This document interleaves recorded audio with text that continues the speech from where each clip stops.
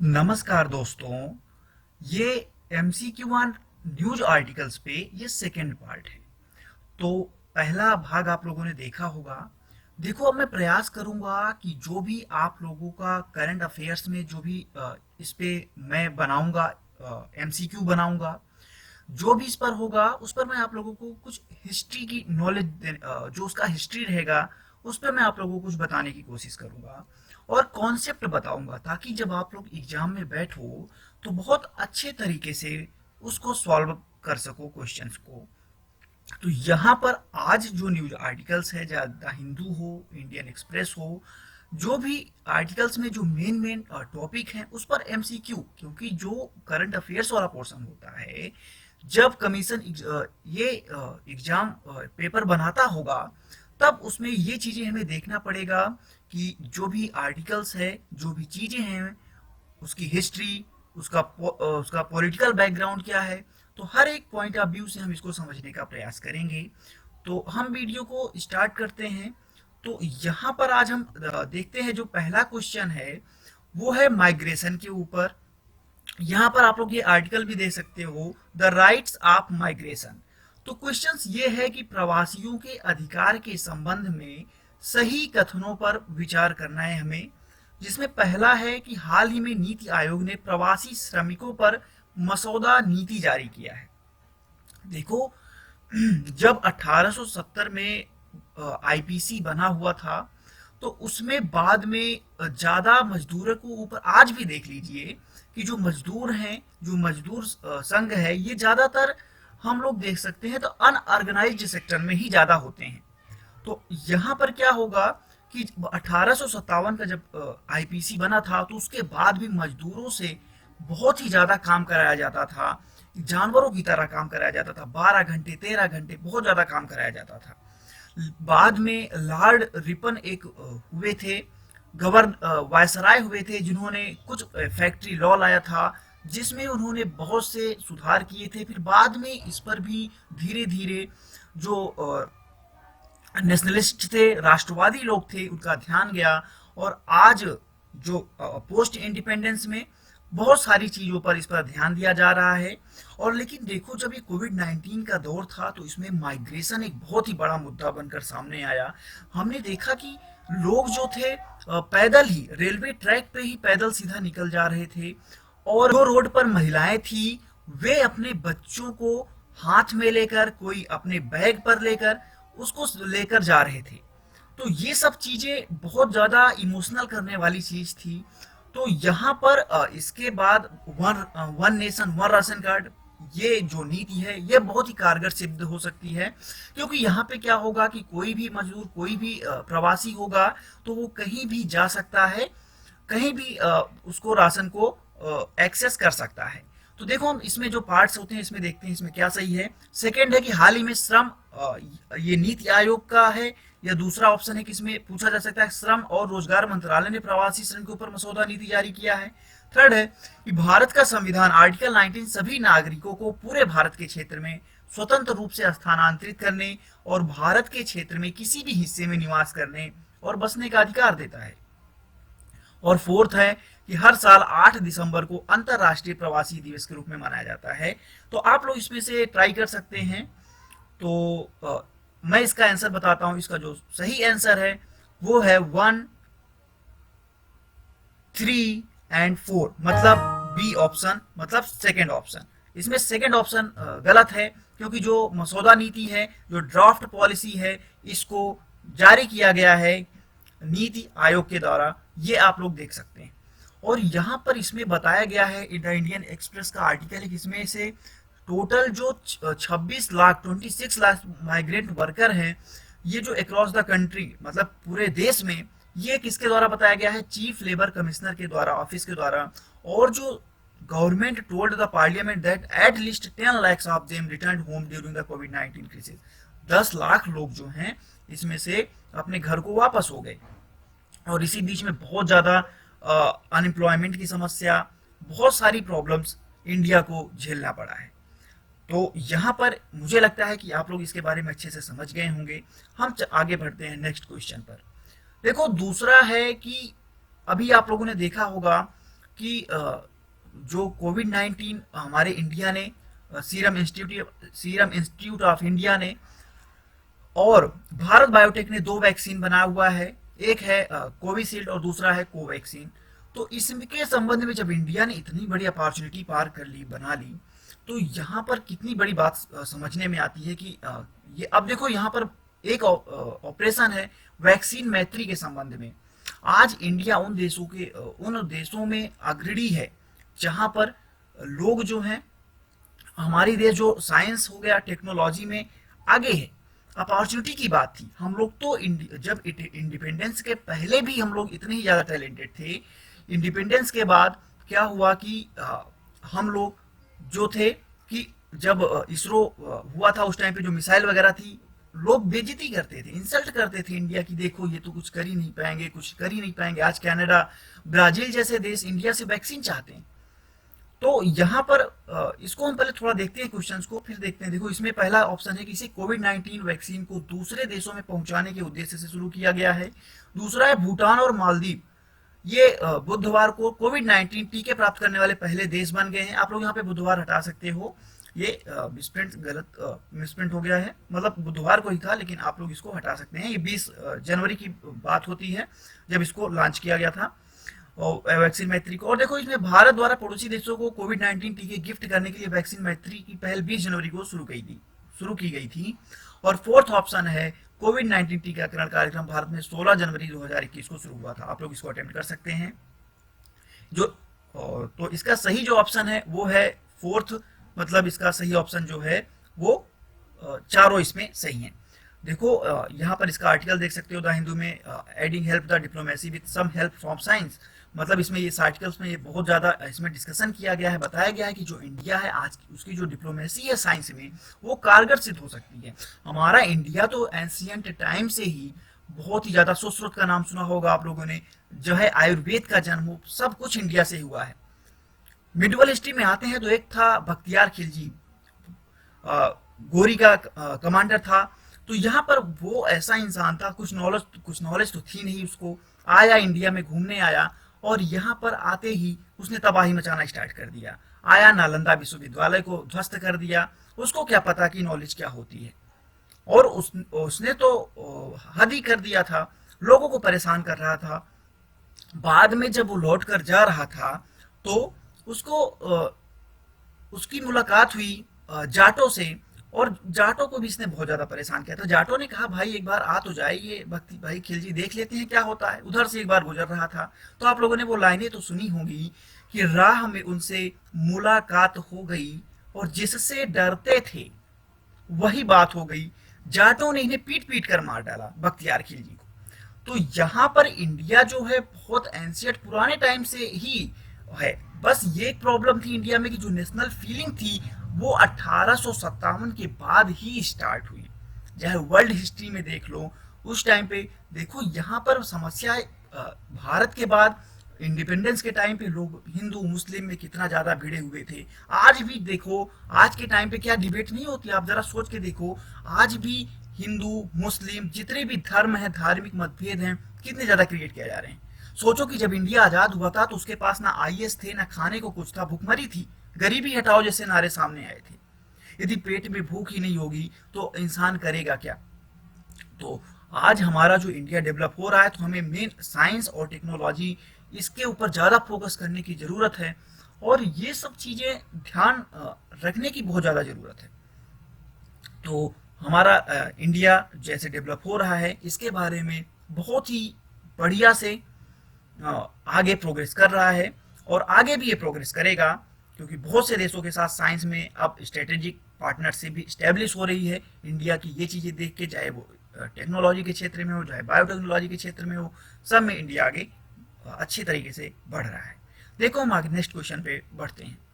इसमें देखो राजद्रोह सेडिशन एक्ट के ऊपर कुछ कथन दिए गए हैं, और इसमें आप लोगों को ये विचार करना है, बताना है कि इसमें कौन से कथन सही हैं। पहला है कि इसका उल्लेख आईपीसी 1870 में अनुच्छेद आर्टिकल 124A में किया गया है। दूसरा है कि केदारनाथ सिंह बनाम बिहार राज्य 1962 की बात है, सर्वोच्च न्यायालय ने राजद्रोह की संवैधानिक वैधता को बरकरार रखा। और इसे संविधान के अनुच्छेद 19(2) में दिए गए मुक्त भाषण पर एक उचित प्रतिबंध के रूप में उल्लेखित किया। थर्ड है, ब्रिटेन ने 2010 में देशद्रोह का अपराध निरस्त कर दिया। और फोर्थ ऑप्शन है कि 2016 और 2019 के बीच राष्ट्रीय अपराध रिकॉर्ड ब्यूरो एनसीआरबी के अनुसार धारा 124A के तहत राजद्रोह के मामले की संख्या 160% बढ़ी, जबकि 2019 में 33.3%, 2016 से 3.3% करने के लिए कन्विक्शन रेट जो है वो कम हो गया, मतलब घट गया। तो यहां पर देखना है, आप लोग अटेम्प्ट कर सकते हैं। तो इसका जो सही आंसर है वो है फोर्थ ऑप्शन, मतलब इसके सारे ऑप्शन सभी सही हैं। ब्रिटेन ने 2010 में ही, आप लोग इस पे ये आर्टिकल्स देख सकते हैं, the Hindu sedition lies in the effect not in the content.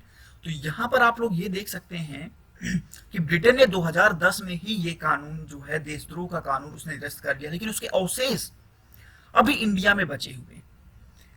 India में ऐसा क्या है कि प्रॉब्लम ये है कि देशद्रोह का केस अचानक से इतना ज्यादा अभी क्योंकि बहुत से लोगों के ऊपर ये सेडिशन एक्ट लगा दिए गए, और ये सब चीजें देखने की बात है कि ये जो राष्ट्रद्रोह का ये जो जैसे बोल दिया जाता है ये कितना ज्यादा उपयुक्त है, कितना ज्यादा उपयोगी है। आज देखो भाई कि यदि कोई भी देश होगा उसके जो नागरिक होंगे वो राष्ट्रद्रोह क्यों करेंगे। ऐसे देखो उस टाइम पे तो ऐसा हो सकता था जिस टाइम पे वर्ल्ड हिस्ट्री में जब नए नए राष्ट्र बन रहे थे, राष्ट्र का उद्भव हो रहा था, उस टाइम पे तो लोगों को पता नहीं था राष्ट्र क्या होते हैं, ये सब चीजें क्या होती हैं। लेकिन जब उन्हें पता चला कि इसमें हमारा जो है ये राष्ट्र है, ये इसकी बाउंड्री है, हम जब नेशनल फीलिंग आ जाती है लोगों के मन में, तो फिर वो चीजें क्यों होगी कि वो राष्ट्रद्रोह करेगा। और ऐसे कानून रखने की जरूरत क्या है। इसका मतलब कहीं ना कहीं ये भी हो सकता है कि जो राष्ट्रद्रोह है, जो ये सेडिशन है, ये चीजें नहीं होनी चाहिए। हमें इस पर ज्यादा फोकस देना चाहिए कि नेशनल फीलिंग्स को कितना ज्यादा स्ट्रॉन्ग किया जाए हमारे इंडियंस के बीच में, कितना ज्यादा हमारा ये जो देश है, जो बाउंड्री है, जैसे इजराइल एक देश है, इजराइल में आपको एक एक व्यक्ति देश भक्त मिलेगा, वो देश के लिए कोई भी संकट आ जाए एक एक इंसान वहां का लड़ने के लिए खड़ा हो जाएगा। लेकिन जैसे मीर जाफर जैसे लोग हो गए, वो लोग कहां पे होंगे। ऐसे बहुत सारे देश में तो मिल सकते हैं, लेकिन इजराइल में ऐसा नहीं मिलेगा। तो ये जो नेशनल फीलिंग्स होती है इसको बढ़ाने की जरूरत है। कोई भी कुछ कह रहा है, देखो सुप्रीम कोर्ट ने भी कहा है गवर्नमेंट की कोई एक्ट है, पॉलिसी, उस पर आप लोग अपना आपत्ति बता सकते हो। आज के टाइम पे जो डेमोक्रेसी में है सबसे बड़ा फायदा ये होता है, पहले था राजतंत्र था, उसमें था तो राजा को कोई परवाह नहीं थी जनता की, क्योंकि उसका तो वो राजा, उसके बच्चे राजा, उसके बाद के जो भी थे सारे राजा होते थे। आज तो है कि गवर्नमेंट को डर रहता है, प्रॉब्लम रहती है कि यदि मैंने कोई ऐसा कदम उठा लिया तो मेरी सरकार जा सकती है, 5 साल में हट सकते हैं। तो यहाँ पर ये बात देखने की जरूरत है। सेडिशन की बात होती रहती है आजकल, तो मतलब ये ऐसे जैसे खेल मतलब हो सकता है कि वो प्रॉब्लम हो जाए। कोई बच्चा है घर में, यदि उसको पिता उसको समझा रहा है, 1-2 थप्पड़ लगा दिए, बच्चा जाकर पुलिस स्टेशन में एफआईआर करा देगा कि भाई तो राजद्रोह कर रहे हैं, जो सारा इमोशन मेरे ऊपर ही दिखाते हैं, कहीं जाकर बाहर तो कुछ कर नहीं पाते, जितना ही भी इमोशन है एफआईआर लिखो मेरे पिताजी के नाम पे। तो ऐसे ऐसे चीजें माहौल जो है नहीं होना चाहिए। जो नेशनल फीलिंग्स है वो इंडिया में जगाना चाहिए। किसी को भी ऐसे नहीं बोलना चाहिए कि ये देशद्रोही है, देशदोषी का है। हाँ, जो डाइवर्सिटी है इंडिया की वो मेन फोकस होता है। डाइवर्सिटी में इंटीग्रिटी है, एकता है।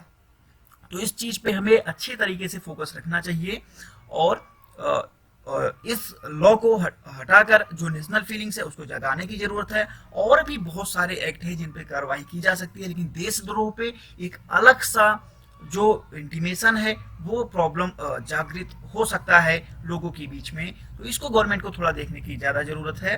तो हम बढ़ते हैं आगे इसी पे नेक्स्ट क्वेश्चन पे।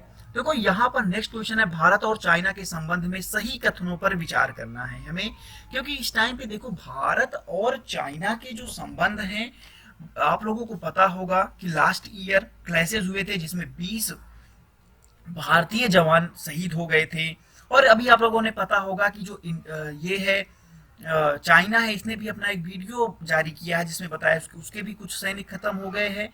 देखो पुराने टाइम पे इंडिया और चाइना व्यापार का केंद्र हुआ करते थे। यूरोप के हो, अमेरिका के हो, सारे लोग आते थे यहाँ से और सामान लेकर जाकर वहां पर बेचते थे।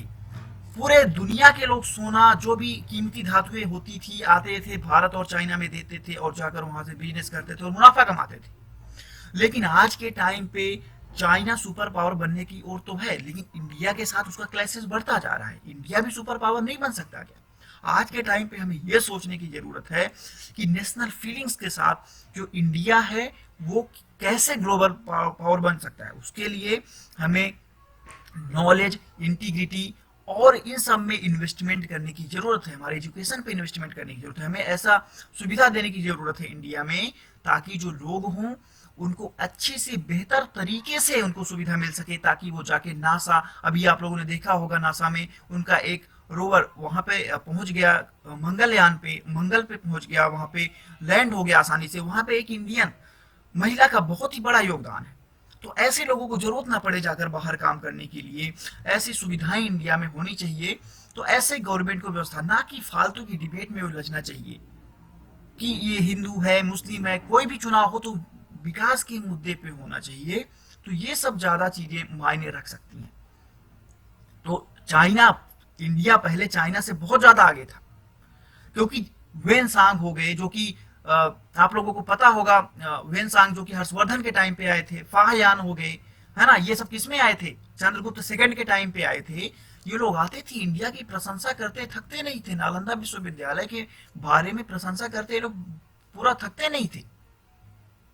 इंडिया हमारा बहुत पहले से ही महान रहा है, लेकिन उसको संभालने की जरूरत है। पहले इंडिया के लोग भी ब्रिटिश सेना में शामिल होते थे, और जो ब्रिटिश सेना में जब इंडिया के लोग शामिल होते थे, तो ब्रिटिश वाला को यदि कोई इंडियन को कहता भाई मजदूर है, उसको दो तीन थप्पड़, तो वो कम से कम दो तीन के बजाय तीन चार लगाता था। जबकि ब्रिटिश वाला किसी ब्रिटिश वाले को कहो वो तो एक दो में भी चलो मान जाए। लेकिन प्रॉब्लम ये थी कि इंडिया में प्रॉब्लम बस ये चीज नहीं है कि उसके अंदर टैलेंट की कमी है। आज हमें अपने पुराने ज्ञान को फिर से उसको रिन्यू करने की जरूरत है। तो इसमें हम पहले इस क्वेश्चन को देखते हैं, फिर हम आगे बढ़ते हैं। पहला ऑप्शन है भारत चीन सीमा क्षेत्रों में वास्तविक नियंत्रण, एलएसी के रेखा के साथ सैन्य क्षेत्र में विश्वास निर्माण उपायों, सीबीएम, कॉन्फिडेंशियल बिल्डिंग मेजरमेंट पर भारत गणराज्य और चीनी की जो जनवादी गणराज्य सरकार के बीच समझौता 1996 में, और इसको पुनः से इंप्लीमेंटेशन करने के लिए 2005 में हुआ था। ये बात बिल्कुल सही है। 1993 से इंडिया और चाइना में अच्छे रिलेशनशिप थोड़ा बनने स्टार्ट हुए थे। और देखो सेकंड है एससीओ में वर्तमान में भारत, पाकिस्तान और चीन समेत 8 देश शामिल हैं। ये भी बिल्कुल सदस्य है, ये बिल्कुल सही है। जो मिडल एशिया है, कजाकिस्तान वगैरह, ये सब सारे इसमें देश शामिल है, और ये 3 इधर के शामिल है, साउथ एशिया के। अब देखो यहाँ पे चीन तिब्बत में वास्तविक नियंत्रण रेखा के करीब यारलुंग जांगबो नदी के निचले छोर पर एक सुपर बांध बनाएगा। आप लोगों ने सुना होगा कि जो ब्रह्मपुत्र नदी है उस पर चीन जो है एलएसी के पास बहुत बड़ा ही डैम बना रहा है हाइड्रो इलेक्ट्रिक प्रोजेक्ट का। तो ये भी बिल्कुल सही है। फोर्थ है मैकमोहन रेखा, भारत और चीन के बीच स्पष्ट सीमा को परिभाषित करती है, और यह रेखा ब्रिटिश भारत सरकार के तत्कालीन विदेश सचिव सर हेनरी मैकमोहन द्वारा निर्धारित की गई। इसमें भी सारे ही कथन सही हैं, और ये क्वेश्चन बहुत ही ज्यादा इंपॉर्टेंट है। तो आप लोग इस पे अच्छे से फोकस करो, और आप लोग मुझे बताओ कि यदि आप लोगों को ये एनालिसिस पसंद आती हो तो आप लोग सपोर्ट करने के लिए इस चैनल को सब्सक्राइब कर दीजिए इस चैनल को, और अच्छे से शेयर कीजिए। यदि पसंद आ रहा है तो आप लोग अच्छे से शेयर कर सकते हैं। हम इस पर अच्छे से एनालिसिस करते रहेंगे। तो आप लोग सपोर्ट कीजिए और पढ़ते रहिए। जो भी डाउट्स है आप लोग हमारी ईमेल आईडी पे सेंड कर सकते हैं। आप लोगों को डाउट्स, कोई भी टॉपिक हो, कमेंट कर सकते हैं कि उस टॉपिक पे अच्छे से बताया जाए। तो हम इस पर अच्छे से आगे बढ़ने वाले हैं। तो आशा करता हूं कि आप लोगों को वीडियो कुछ समझ में आई होगी, पसंद आई होगी। तो आप लोग लाइक कर सकते हैं, सब्सक्राइब कर सकते हैं और शेयर कर सकते हैं। मिलते हैं आगे कल नेक्स्ट वीडियो में। बहुत बहुत धन्यवाद आप लोगों का। Thank you.